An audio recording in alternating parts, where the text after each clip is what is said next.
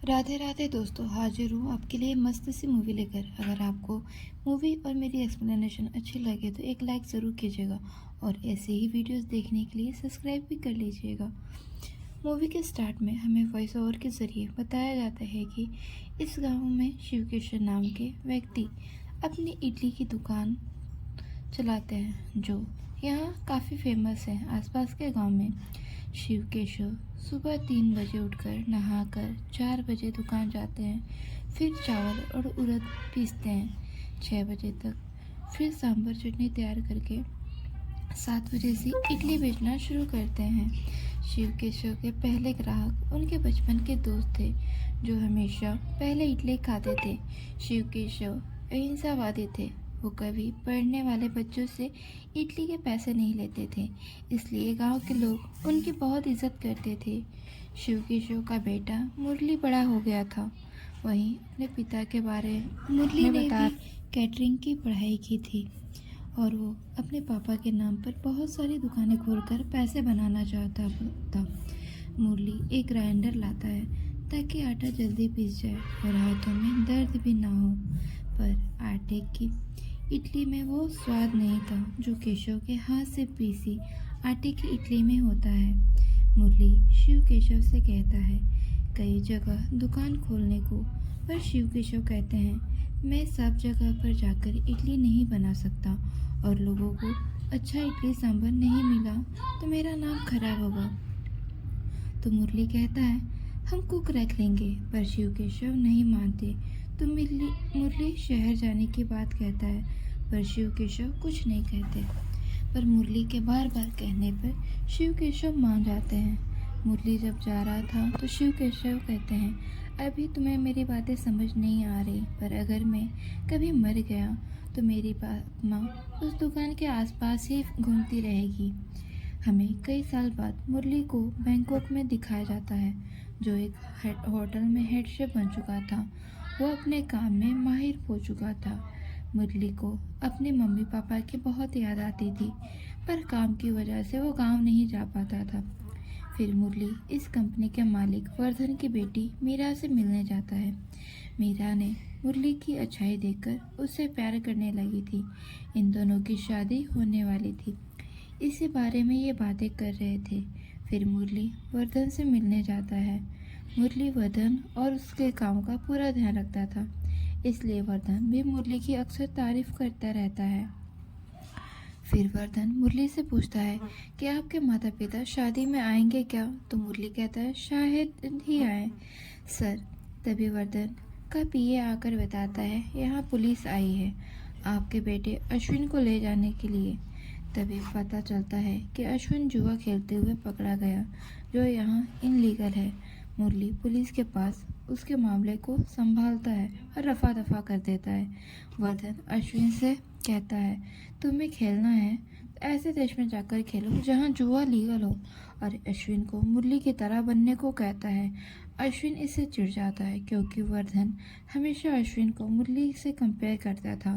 से कहता है मैंने हमेशा इसकी गलतियाँ छुपाई है, यहाँ तक कि मैंने आज तक इसे एक थप्पड़ भी नहीं मारा।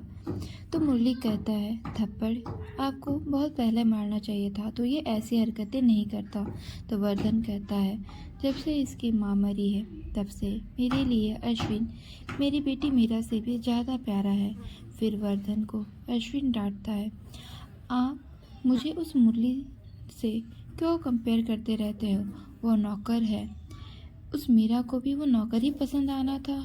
तो वर्धन कहता है मुरली एक अच्छा इंसान है और उसे बिजनेस की भी अच्छी समझ है, इसलिए मीरा की उससे शादी करने में कोई गलती नहीं है, बल्कि ये हमारे लिए फ़ायदेमंद ही रहेगा। फिर मुरली अपनी माँ के पास कॉल करके कहता है आप और पापा शादी में आ रहे हैं ना? तो माँ कहती है पापा को रोज़ दुकान खोलनी होती हो और इतनी दूर का सफ़र वो तय नहीं कर पाएंगे। ये सुन के मुरली उदास हो जाता है। मुरली अश्विन से मिलने जाता है और अश्विन बॉक्सिंग प्रैक्टिस कर रहा था। मुरली को देखकर अश्विन मुरली को रिंग में बुलाता है। मुरली भी चला जाता है क्योंकि वो अपने बॉस को कभी ना नहीं बोलता था। फिर अश्विन मुरली को खूब कूटता है। फिर अश्विन मुरली को लेकर एक आदमी के पास जाता है। पैसे लेने के लिए वो उस आदमी को पीटने लगता है, क्योंकि यही आदमी जुए में हारने के बाद पुलिस को कॉल कर दिया था और इसकी वजह से अश्विन को पुलिस ने पकड़ लिया था। मुरली ये देख के हैरान हो जाता है कि इतने बड़े बिजनेसमैन का बेटा होने के बावजूद ये गुंडों से लड़ रहा है। फिर मुरली और मीरा की शादी से पहले पार्टी रखी जाती है। तभी मुरली को माँ का कॉल आता है कि तुम्हारे पापा अब नहीं रहे। ये सुन के मुरली सदमे में चला जाता है। ये बात जब मुरली वर्धन को बताता है तो वर्धन कहता है तुम गांव जाकर अपने पिता का अंतिम संस्कार कर रहा हो, फिर शादी करेंगे, क्योंकि शादी पोस्टपोन नहीं की जा सकती सभी बड़े लोगों को। मुरली भी टेंशन में समझ नहीं पाता कि वो क्या करे। फिर मुरली एयरपोर्ट के लिए चला जाता है। वहीं उसे उसकी कंपनी का आदमी रामराज मिलता है, जिससे मीरा ने मुरली के साथ जाकर अंतिम संस्कार हो जाने पर मुरली को अपने साथ लाने के लिए कहा था। फिर प्लेन में बैठे हुए मुरली को पापा की याद आ रही थी। गांव के सभी लोग शिव केशव के मर जाने से दुखी थे। वहीं उस इलाके का पुलिस वाला कह रहा था कि इसका बेटा कब आएगा, अंतिम संस्कार करने के लिए लेट हो रहा है। तभी वहाँ मुरली आ जाता है और माँ को पकड़कर रोने लगता है। अंतिम संस्कार के बाद मुन्ना नाम का आदमी आता है और मुरली को दिलासा देता है। मुरली की माँ एक दादी बताती है कि तुम्हारी गाय ने बछड़े को जन्म दिया है, हो ना हो ये शिव केशव ही है। मुरली की माँ बछड़े का ध्यान रखती है और बछड़े का नाम शिवम रखती है। वो पति की मौत से पूरी तरह टूट गई थी। फिर रात में वहाँ कल्याणी आती है, जो मुरली की माँ के बहुत करीब थी। फिर वो माँ से कहती है कि आप आराम कीजिए, मैं सब संभाल लूँगी। और फिर कल्याणी खाना बना देती है और मुरली से कहती है कि माँ को खाना खिला देना और बीपी की दवा दे देना। कह के वो बड़बड़ाते हुए जाने लगती है कि माँ बाप को छोड़कर शहर में कमाने चला गया था, पता नहीं कैसा बेटा है। मुरली की माँ को खाना खिला देता है। फिर रामराज अपने गांव जाता है, जहां वो अपने परिवार से मिलता है और खुश होता है। उसकी माँ उसे पहचान नहीं पाती, क्योंकि उनकी याददाश्त जा चुकी थी। फिर मीरा मुरली को कॉल करके कहती है सब निपटा कर बैंकॉक आने को। तभी मुरली की माँ उसे दुकान ले चलने को कहती है। मुरली उन्हें ले जाता है। वहाँ माँ अपनी यादों में खो जाती हैं और हम पास्ट में जाते हैं, जब शिव केशव और उनकी शादी हुई थी। शिव केशव उनको ज़रा भी तकलीफ़ नहीं देता था। शिव केशव ने अपनी माँ से इडली सांभर बनाना सीखा था। सीख लेने के बाद उसने अपनी पत्नी से पूछा कि हम दुकान खोल लें, तो शिव केशव और उसकी माँ ने मिलकर बस स्टॉप पर दुकान बनाई और शिव केशव ने अपनी मेहनत से दुकान को। यहाँ मुरली पूरी तरह अकेला पड़ चुका था। वो अपने मम्मी पापा को याद कर रहा था। मुरली शिवम को पकड़ने जाता है। शिवम को याद है ना, गाय का बछड़ा, पर वो मुरली से दूर भागता है। मुरली के पास मीरा का कॉल आता है कि मैं हूँ ना तुम्हारे साथ, वहाँ सब निपटा कर यहाँ आ जाओ। तभी कल्याणी खाना बनाकर जा रही थी। मुरली उसे धन्यवाद करता है तो कल्याणी कहती है मुझे तुम्हारी माँ ने कहा था कि अगर मुझे कुछ हो जाए तो तुम मेरे बेटे का ध्यान रखना। मुरली ने सुन के उदास हो जाता है। मीरा रामराज को कॉल करके कहती है कैसे भी करके मुरली को यहाँ लेकर आओ। तभी अश्विन मीरा के पास आता है और कहता है उस नौकर के पीछे क्यों पड़ी हो। तो मीरा कहती है मैं उससे प्यार करती हूँ। तो अश्विन कहता है कि ठीक है, मैं उसे लेके आऊँगा। फिर हम मुरली के पास मुन्ना को देखते हैं, जो मुरली से उसकी दुकान को खरीदने को कहता है। तो मुरली भी मान जाता है और पंचायत के सामने दुकान के पेपर पर साइन करने को कहता है। मुन्ना भी 7 लाख रुपए देने को मान जाता है। यहाँ कल्याणी को जब पता चलता है कि मुरली दुकान मुन्ना को बेच रहा है, ये सुन के कल्याणी को बहुत गुस्सा आता है। फिर मुरली घर जा रहा था तो देवताओं के मंदिर के पास उसे पापा दिखाई देते हैं। मुरली को यह कोई संकेत लगता है। अगले दिन पंचायत में मुरली अपने दुकान मुन्ना के नाम करने जा रहा था, पर रात की घटना उसके दिमाग में घूम रही थी, इसलिए वो मुन्ना को दुकान बेचने से मना कर देता है। मुन्ना मुरली की कॉलर पकड़ लेता है। पागल समझ रखा है क्या? कभी हाँ बोलता है कभी ना, पर मुरली कुछ नहीं कहता। वो पंचायत के नाम लोगों को मुरली को जाने देते हैं। यहाँ मुरली के घर कल्याणी बर्तनों पर गुस्सा उतार रही थी, क्योंकि उसे लग रहा था कि मुरली ने दुकान मुन्ना को बेच दी है। फिर कल्याणी बताती है कि मुन्ना जैसा दिखता है वैसा है नहीं। मुन्ना कल्याणी के पीछे पड़ा रहता है। और तो और मुन्ना पहले शिव केशव की दुकान बंद कराने की कोशिश की थी, पर कुछ ना होने पर उसने भी सामने ही दुकान खोल ली। पर इससे शिव केशव की दुकान पर कोई फर्क नहीं पड़ा। मुरली बताता है कि मैंने दुकान नहीं बेची। ये सुन के कल्याणी खुश हो जाती है। फिर वर्धन मीरा से कहता है, मुरली को यहाँ जल्दी बुलाओ, क्योंकि शादी कल ही होनी चाहिए, नहीं तो लोगों को लगेगा कि मीरा में ही कोई कमी है, इसलिए मुरली शादी करने नहीं आया। इससे वर्धन का नाम खराब होगा। फिर मीरा रामराज को कॉल करके कहती है, मुरली कब आ रहा है, उसकी दुकान बिकी या नहीं। तो रामराज कहता है, मुरली ने तो दुकान बेचने से ही मना कर दिया है। ये सुन के मीरा चिल्लाने लगती है। फिर मुरली के पास कॉल करके कहती है, तुमने दुकान क्यों नहीं बेची, तुम कब आ रहे हो, कल हमारी शादी है। तो मुरली कहता है, मेरे माँ बाप नहीं रहे और तुम्हें शादी की पड़ी है। मुरली कहता है, हमें शादी 7-8 महीने के बाद करनी चाहिए। मीरा ये सुनकर भड़क जाती है और मुरली को बुरा भला कहने लगती है। मुरली के पापा के दुकान के बारे में भी अनाप शनाप बकने लगती है। तो मुरली मीरा को डांटने लगता है। ये अश्विन सुन लेता है और मुरली को उसकी औकात दिखाने लगता है।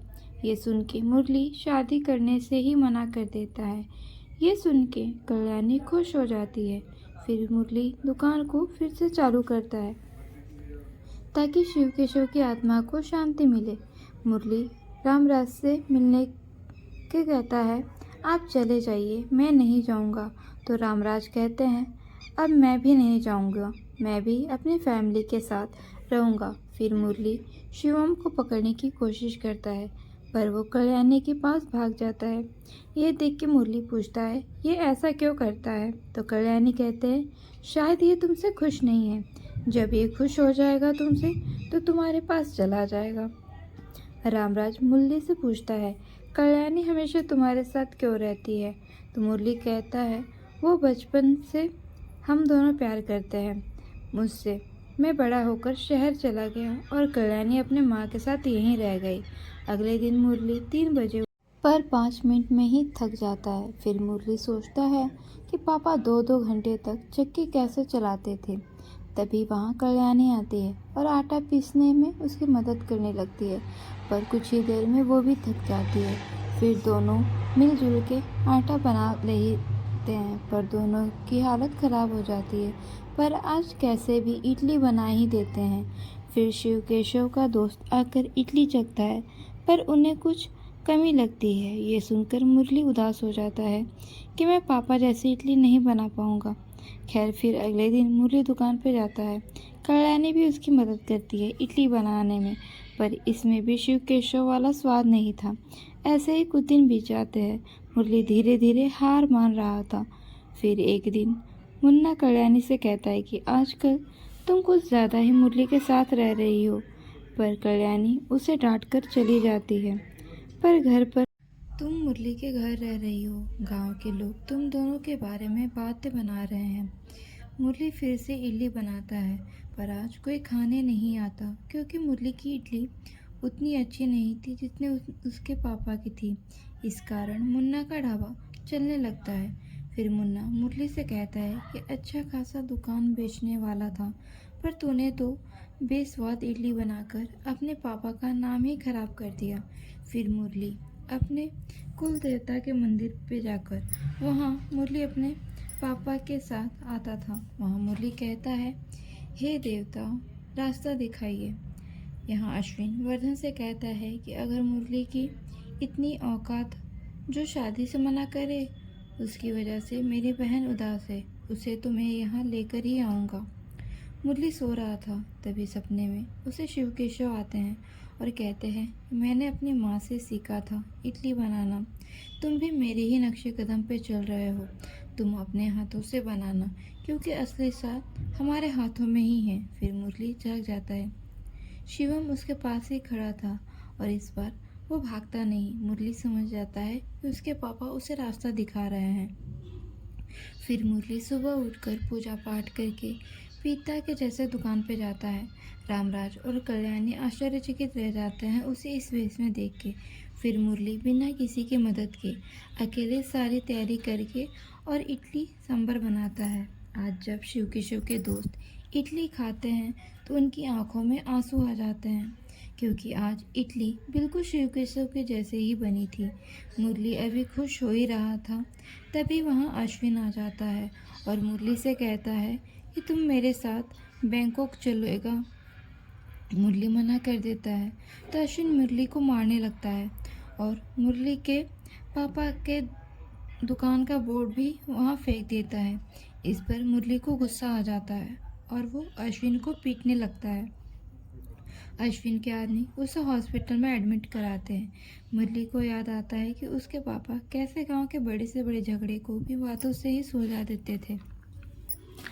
हाथ उठाकर मुरली को पछतावा हो रहा था। तब रामराज कहता है कि वो अश्विन हमसे बदला लेने ज़रूर आएगा। मुरली कहता है उस पर हाथ उठाकर मैंने भी गलती की है। तभी वर्धन और मीरा भी अश्विन से मिलने आते हैं और बड़े डॉक्टर से उसका इलाज कराते हैं। तभी मुरली आता है और माफ़ी मांगता है। तभी वर्धन कहता है आज तक मैंने अपने बेटे पर हाथ तक नहीं उठाया और तूने उसका पैर ही तोड़ दिया। अगर वो उठाओ तो तू जिंदा नहीं बचेगा, भाग जा यहाँ से। मुरली उसकी बात सुनकर अनसुना कर अपनी दुकान पे चला जाता है, क्योंकि वो तुम दबा के भागने वालों में से नहीं था। मुरली की दुकान भी चल पड़ती है। दूर दूर से लोग इडली खाने आने लगते हैं। इधर अश्विन भी ठीक हो रहा था, पर उसे बार बार अपनी कुटाई याद आती है। अब कुछ दिन बीत जाते हैं। अश्विन भी ठीक हो गया था। मुरली भी गांव वालों का चहेता बन गया था, अपने पिता की तरह। मुरली कल्याणी के साथ मुरली कहता है कि पहले मैं गाड़ी बंगला चाहता था, पर अब मैं गांव में खुश रहना चाहता हूँ। कल्याणी मुरली को लॉकेट दिखाती है जो मुरली ने कल्याणी को 9th क्लास में दिया था। मुरली घर जाने लगता है। तभी मुरली को किसी के होने का एहसास होता है। मुरली रामराज को कॉल करके आने को कहता है और अश्विन मुरली को मारने लगता है, पर मुरली हाथ नहीं उठाता। मुरली केशव को याद कर मार खाने लगता है कि गुस्सा शांत हो जाए अश्विन का और वो चला जाए, पर अश्विन का गुस्सा और बढ़ जाता है कि ये मुझ पर दया दिखा रहा है, इसकी इतनी हिम्मत। अश्विन मुरली को पीट कर अपने साथ लेकर चला जाता है। जब रामराज वहाँ पहुँचते हैं तो वहाँ बस खून दिखाई देता है और ये देखकर रामराज समझ जाते हैं कि मुरली ज़रूर किसी खतरे में है, इसलिए वो पुलिस और गांव वाले को बता देते हैं। यहाँ अश्विन मुरली को फार्म हाउस पर लाया था और मुरली की खूब कूट लगाई थी। वर्धन उससे कहता है कि अब तो पीट लिया ना, अब तो इसे छोड़ दो मुरली को। तो अश्विन कहता है इसने मुझ पर दया दिखाई है, मैं इसे जान से मार डालूंगा।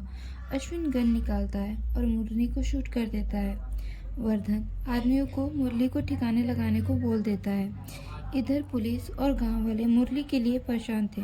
तभी एक आदमी आकर बताता है कि मुरली को वर्धन के आदमियों के फार्म हाउस ले जाते हुए देखा है। गांव वाले फार्म हाउस पर जाने लगते हैं।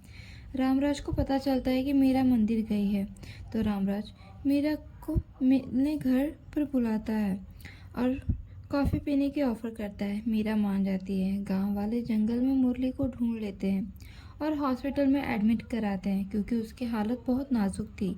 गांव वालों ने वर्धन का फार्म हाउस घेर लिया था, क्योंकि उन लोगों ने मुरली को यहाँ देखा था और उनको लग रहा था कि अश्विन ने ही मुरली को कुछ किया है। यहाँ रामराज ने मीरा को घर में कैद कर रखा था। जब मुरली को होश नहीं आता तब तक वो भी उसे जाने नहीं देगा। वर्धन ने ही मुरली को गोली मारी है। यहाँ पुलिस वाला वर्धन से मिलने आया था, जिससे कमिश्नर ने ऑर्डर दिया था कि वर्धन की फैमिली को गांव से सही सलामत निकालने का। पुलिस वाला कहता है अगर मुरली ने आपका नाम ले लिया तो मैं भी नहीं बचा सकता आपको गांव वालों से। तभी फ़ोन आता है कि मुरली को होश आ गया है। ये सुन के पुलिस वाला गांव के सरपंच को लेकर मुरली के पास जाता है। सरपंच पूछता है मुरली से कि तुम्हें गोली किसने मारी। मुरली कहता है कि अंधेरा था तो कुछ दिखाई नहीं दिया। पुलिस वाला गांव वालों से बता देता है। वर्धन और अश्विन ने कुछ नहीं किया। गांव वाले जो भी किए थे, कल्याणी वो सारी बातें मुरली को बताती है तो मुरली समझ जाता है कि गांव वालों ने उसे अपना लिया है। उधर रामराज भी मीरा को छोड़ देता है। फिर अश्विन, वर्धन और मीरा पूछती है कि मुरली को गोली किसने मारी है, तो दोनों साफ मना कर देते हैं कि हमने नहीं किया है। अश्विन को फिर से मुरली पर गुस्सा आता है क्योंकि उसने गोली मारने वाली बात किसी को नहीं बताई थी, इसलिए अश्विन फिर से मुरली को मारने की सोचता है। मुरली जब गांव आता है तो गांव वाले उसका स्वागत करते हैं। तभी कल्याणी की माँ कल्याणी पर चिल्लाने लगती है, तू कब सुधरेगी? इस लड़के की वजह से तेरी बदनामी हो रही है। मुरली कहता है, अब कल्याणी की बदनामी नहीं होगी, मैं उससे शादी कर रहा हूँ। कल्याणी सुन के खुश हो जाती है। कल्याणी की माँ भी वहाँ से चली जाती है। फिर मुरली कुछ दिनों में ठीक हो जाता है और अपनी दुकान खोलने लगता है। कल्याणी भी हमेशा उसके साथ ही रहती है। मीरा मुरली से मिलने जाती है, पूछती है तुम पर गोली किसने चलाई थी, पर मुरली कुछ नहीं बताता। फिर मुरली कहता है, मेरे माँ पापा की मौत हो गई थी और तुम्हें शादी करने की पड़ी थी। अगर तुम्हारे पापा को कुछ होता तो तुम उससे शादी करती। मीरा कुछ नहीं कहती क्योंकि उसे ये बात समझ में आ गई थी। अश्विन मुरली से बदला लेने की सोच रहा था तो वर्धन पीए को कहता है कि अश्विन बिना बदला लिए शांत नहीं होने वाला, तो मुझे उसकी बदला लेने में मदद करनी होगी। पीए बड़बड़ाते हुए जाने लगता है कि बेटे को पीटने की बजाय उसका साथ दे रहा है, कैसा उल्लू बाप है। वर्धन पुलिस वाले को कहता है, मुरली के दुकान के पूरे कागजात है क्या? तो पुलिस वाले कहता है, मुझे तो नहीं लगता कि उसके पास पूरे कागजात होंगे। तो वर्धन उसे पैसे देकर मुरली की दुकान उजाड़ने को कहता है। पुलिस वाला भी पैसे लेकर चला जाता है। इधर मुन्ना कल्याणी के घर उसका हाथ मांगने जाता है, पर कल्याणी उसे जलील करके भगा देती है तो मुन्ना को बहुत गुस्सा आ जाता है। इधर पुलिस वाला इधर उधर पैसे खिलाकर कुछ काम करा रहा था। वर्धन समझता है कि उसका ही काम हो रहा है, मुरली का दुकान उजाड़ने का। फिर अश्विन से पुलिस वाला मिलता है और बताता है कि मुरली दुकान के सभी कागजात पूरे हैं। अश्विन पुलिस का हमला करना चाहता है पर पुलिस डर के नहीं करता। तो कांस्टेबल पुलिस वाले से पूछता है कि आपने मुरली का साथ क्यों दिया, तो वो बताता है कि वर्धन के पैसे से मुरली की दुकान के पक्के कागजात बना दिए, क्योंकि मुरली के पापा ने मेरे बचपन में कभी भी मुझसे इडली के पैसे नहीं लिए। इधर मुन्ना गुस्से में मुरली को मारने उसके घर पहुंचता है, पर वहाँ मुरली नहीं था तो वह शिवम को मारने के लिए जाता है। तभी मुरली आ जाता है और शिवम को बचा लेता है और मुन्ना भी की अच्छी कुट लगाता है। अश्विन वर्धन से कहता है कि पापा टिकट करा लो, मुझे बैंकॉक जाना है, बस एक काम है, मैं वो करके आता हूँ। वर्धन भी टिकट कराने चला जाता है। अश्विन दुकान को जला देता है। रामराज रोकने की कोशिश करता है तो अश्विन उसे भी मारता है।